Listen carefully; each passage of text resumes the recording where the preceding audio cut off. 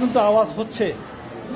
আমি তোমাদেরকে এখন কি বলবো মনোযোগ সহকারে শুনতে হবে। আর কি বলবো ঘুরাইয়া উল্টাপাল্টা গিয়া বাসায় বাবা মার কাছে বলার কোনো সুযোগ নাই। সব কথা উঠতেছে। এক নম্বর কথা হলো, আজকে আমি এখানে একটা হোটেলে নাস্তা করেছি।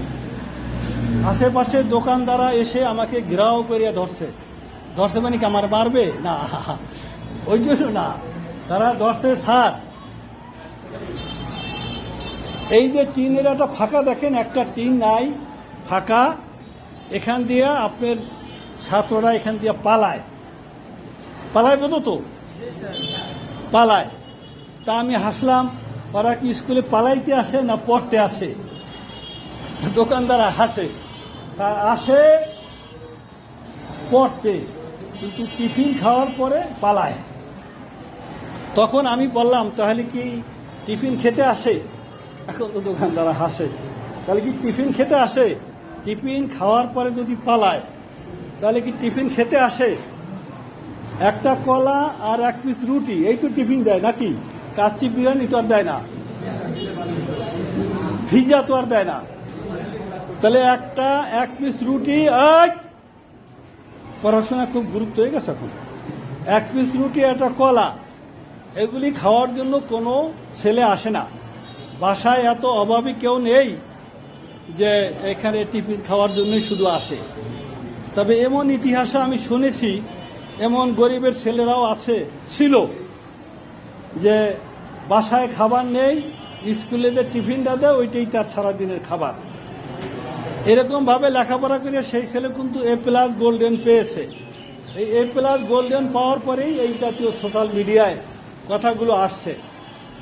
এখন তোমাদের উদ্দেশ্যে কথা হলো এই যে তোমরা টিফিন খেয়ে পালাও, এইটা যাতে আর না হয়।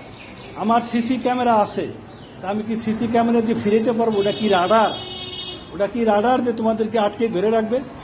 আমি সিসি ক্যামেরা দিয়ে দেখতে পারবো যে কে কে পালাচ্ছে। ওইটা অন করে আমি দেখবো যে ও, কিন্তু আমি তো ফিরেতে পারবো না। তাহলে এই কাজটা করবে না। 1 নম্বর কথা কিন্তু আমার বলা হয়ে গেছে। এবারে 2 নম্বর পয়েন্টের কথা বলছি। 2 নম্বর পয়েন্টের কথা তোমরা মনে মনে ভাবতে পারো, স্যার তো আমাদের ক্লাসে প্রতিদিন আসে না, ক্লাস নেয় না, স্যার বোধহয় এই সমস্ত কিছুই অভিজ্ঞতা নাই। আমি প্রতিদিন না আসলেও তোমাদের বিষয় নিয়ে তো আমি ভাবি, তাই না? তোমাদের পড়াশোনা কি হয়, পরীক্ষায় কীরকম করবা, কে পলায়ন করে কে পলায়ন করে না, কোন টিচার ক্লাসে একটু আগে আসে, একটু পরে যায়, পরে আসে, আগে, এগুলো আমি আমার নখদর্পণে আসে না, এগুলো আমি সিসি ক্যামেরা দিয়ে দেখি।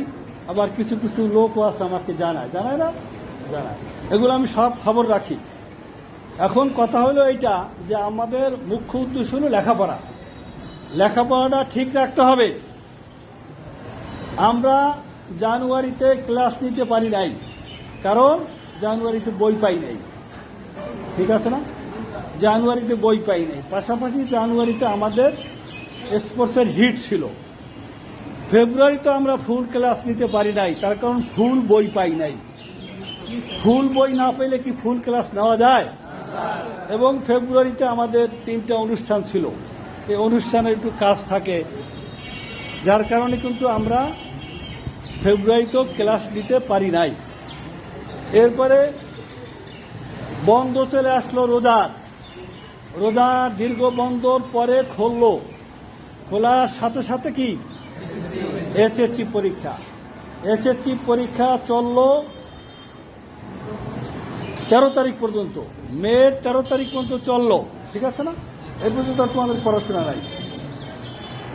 14 তারিখ থেকে আজকে 21 তারিখ, 1 সপ্তাহ ক্লাস হয়েছে, 1 সপ্তাহ ক্লাস চলতেছে। এরপরে 29 তারিখ থেকে বন্ধ হয়ে যাবে। আমি কি এগুলো না দেখলে কি মুখস্থ বলতেছি? 29 তারিখ থেকে বন্ধ হয়ে যাবে, 1 তারিখ থেকে না, 29 তারিখ থেকে ক্লাস হয়ে বন্ধ হয়ে যাবে। 19 তারিখ খুলবে না, 22 তারিখ খুলবে। কথা বুঝাইতে পারছি? 19 তারিখ তো লেখা, কিন্তু খুলবে 22 তারিখ। শুক্র শনিবার আছে, আর 2টা শুক্র শনিবার খোলা, সামনে শনিবার কিন্তু ক্লাস হবে, এটাও মনে রাখতে হবে। 2টা শনিবার খোলার, একটা শনিবার হয়ে গেছে, আর একটা শনিবার আছে। প্র্যাকটিক্যাল চলা অবস্থায় ক্লাস হয় না, তারপর আমরা প্র্যাকটিক্যালের ভিতরে ক্লাস নিয়েছি। কেন? আমাদের ক্লাসের একটু ঘাটতি আছে। তাহলে আমাদের 22 তারিখ খোলার পরে 24 তারিখ থেকে পরীক্ষা, ঠিক আছে না? কিন্তু পরীক্ষা তো ঠিকই হবে, 100 নম্বরে ঠিকই হবে, সিলেবাস ঠিকই আছে। কিন্তু এখন যদি বলি যে আমাদের ক্লাস হয় নাই, কথা তো 100% সত্য, কিন্তু এই কথা বললে কাজ হবে? ক্লাস যে হয় নাই তোমারও দোষ না, আমারও দোষ না, সারা বাংলাদেশে একই সিস্টেম। তাহলে আমাদের পরীক্ষা 24 তারিখ, এটা মাথায় রাখতে হবে। 2 নম্বর কথা শেষ, এবার 3 নম্বর কথা। 3 নম্বর কথা এবং অত্যন্ত গুরুত্বপূর্ণ কথা, সেটা হলো আমাদের এখান থেকে 1 বছর 2 বছর আগে এসএসসি পাস করছে এরকম ছেলে, তারা এখন কলেজে পড়ে। তাদের কাছে ওই সমন্বয়ক নেতারা আসে, ওদেরকে নেতা বানায়। এবং ওই যেই ছেলে এখন কলেজে পড়ে, ওদেরকে আবার সমন্বয়ক নেতারা বলে যে তুমি তো পাইলট স্কুল থেকে পাস করছো, তা পাইলট স্কুলে যাও, যাইয়া এরকম মুসা লম্বা দেখা 20টা ছেলে নিয়ে আসবা। এরকম ওরা বলে, উঁচা লম্বা দেখা 20টা ছেলে নিয়ে আসবা। আমাদের পরীক্ষা ক্লিয়ার যে হয় না এইটা ওরা ভাববে না। 20টা ছেলে কি বইলা নিয়ে আসবা, একটা প্রলোভন দেখাবে, বলবে যে আমাদের একটা প্রোগ্রাম আছে, আমাদের একটা প্রতিযোগিতা আছে, তোমাদেরকে পুরস্কার দেওয়া হবে। সাথে সাথে চকলেট একটা করে দেওয়া শুরু হয়ে যাবে, একটা করে চকলেট দিবে।